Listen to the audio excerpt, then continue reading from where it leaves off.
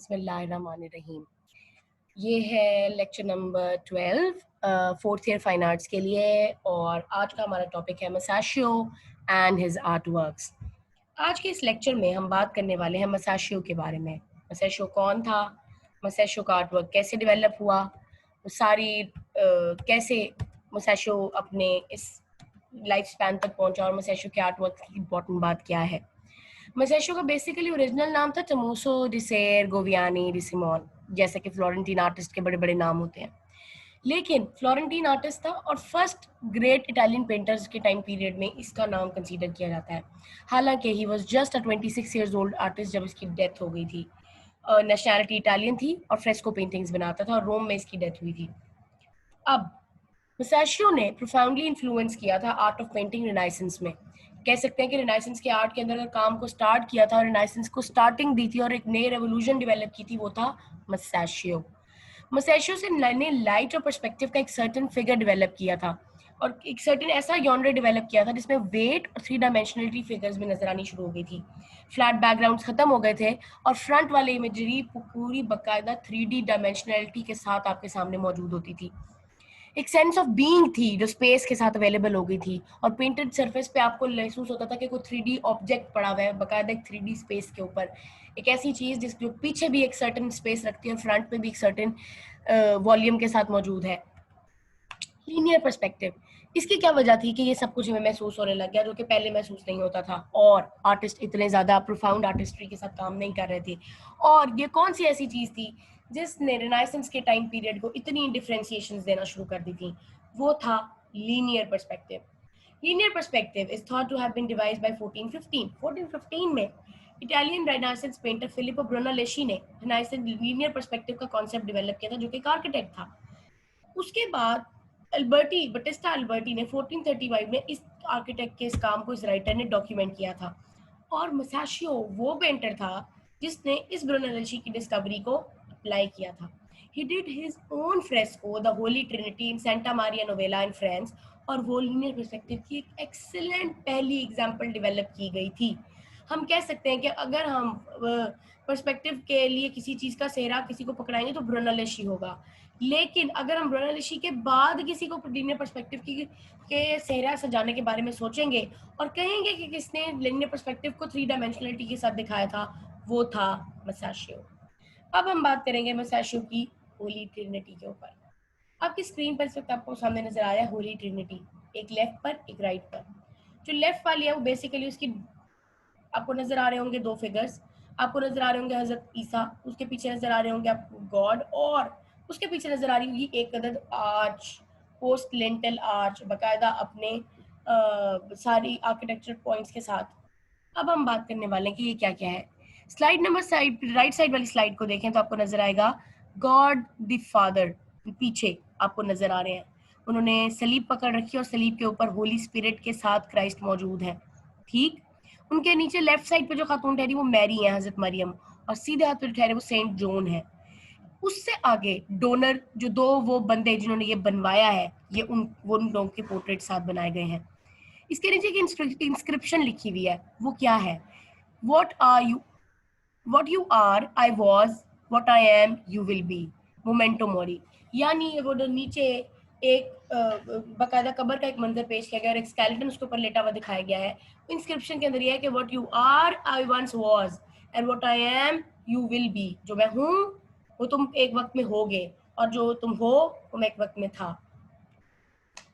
मसाशियो ने perspective diagram बनाई है होली ट्रिनिटी की, जो कि 1427 में आपको नजर आएगी।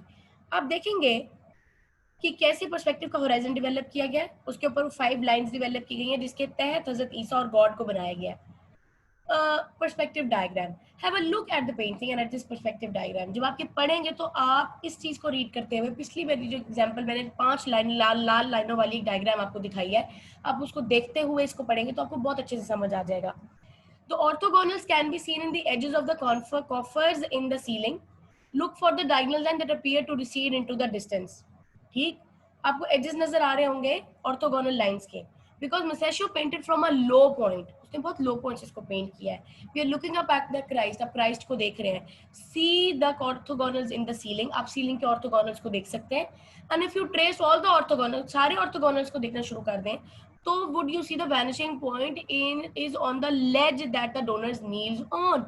और वैनिशिंग पॉइंट वो बनता है जहाँ पे डोनर की दो पोर्ट्रेट्स आपको नजर आ रहे हैं, यानी दो फिगर्स ठहरे हुए हैं जो डोनर्स वाले हैं. God's feet. You can only really see one of them. The thing about this is for a moment. God is standing in this painting. आपको पीछे से God नजर आ रहे हैं. Doesn't that strike you as odd, just as a little bit? कि आखिर आपको ये चीज स्ट्राइक नहीं करती कि गॉड कैसे ठहरे हुए होंगे. This may not strike you all, but the much you first see, look, you get an idea of God. आप पहले देखते हैं तो आपको गॉड का आइडिया नजर आता है. Our picture of God is, our mind eye is as old man with a beard. It's very much based on Renaissance images of God. अब ये एक रीजन ये है कि गॉड नजर आने की वजह क्या है, क्योंकि जो सफेद बालों वाले बूढ़े आदमी दाढ़ी के साथ दिखाए जाते हैं रिनाइसेंस की पेंटिंग्स के अंदर, उनको गॉड का इमेज वैसा दिखाया गया, तो हमें गॉड वही फील होता है और इसी में गॉड को दिखाने की कोशिश की गई है.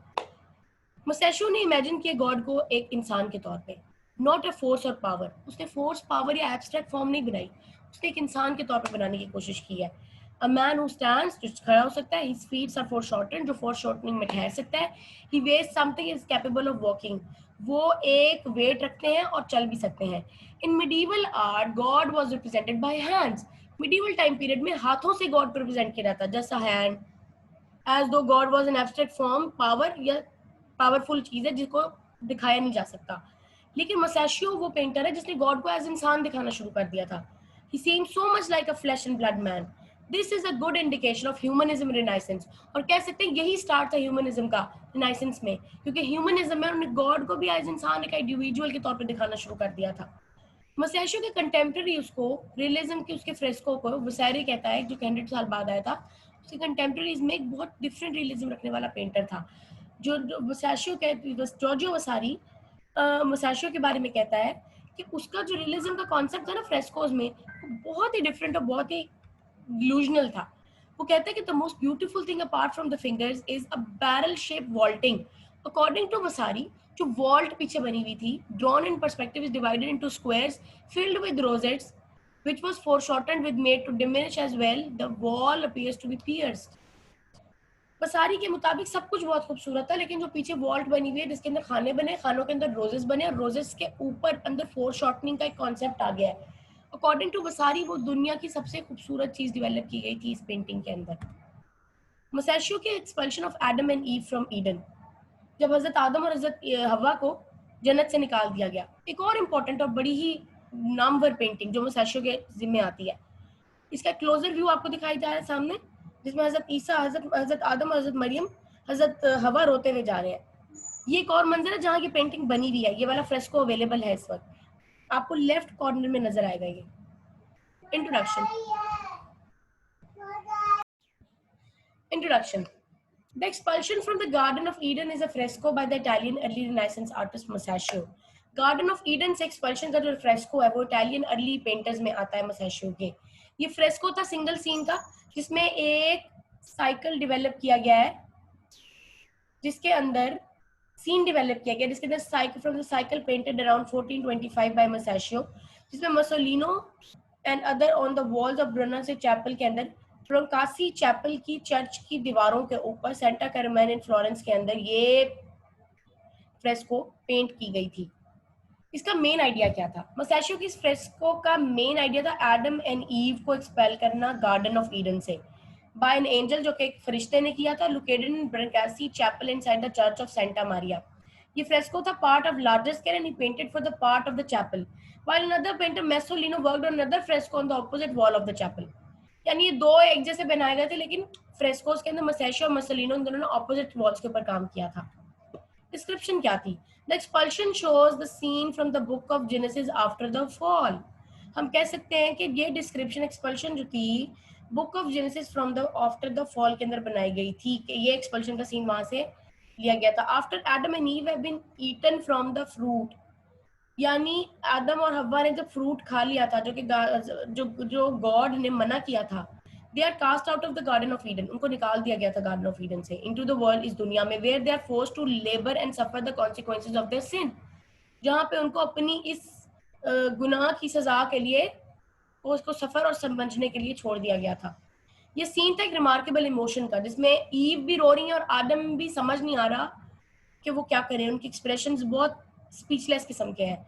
The expulsion is next to another of Masaccio's paintings in the chapel, और ये एक्सपल्शन जो है वो मसैशो की पेंटिंग इस चैपल के अंदर मौजूद है। Called the tribute money, in which Saint Peter plays a prominent role. हम कह सकते हैं मसैशो की पेंटिंग्स के साथ ये मौजूद है, जिसको ट्रिब्यूट मनी के इस चैपल के अंदर जो है ना लगाया गया है। By placing these two scenes next to one another, Masaccio, or the theologian responsible for designing the program, seems to draw connection between the fall of man and salvation by Catholic Church, symbolized by Saint Peter. यानी एक आदमी की का झुकाव, उसका connection और salvation के साथ इस पेंटिंग का कनेक्शन डेवलप करने की कोशिश की गई थी। इस पेंटिंग के मेथड के अंदर application is the use of colour.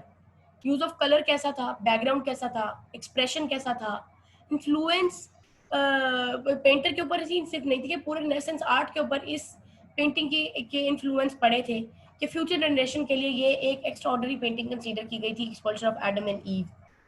बहरहाल इस पेंटिंग के अंदर मंजर बहुत ही खूबसूरती से, बहुत एक्सप्रेशन के साथ पेंट किया गया, कैसे इनको निकाला जा रहा है। वो बहुत परेशान थे, एलिमेंट है बहुत रोने और परेशान होने का, और वो उदासी का एलिमेंट और इमोशन पेंटर ने बड़ी ही खूबसूरती से पेंट किया है।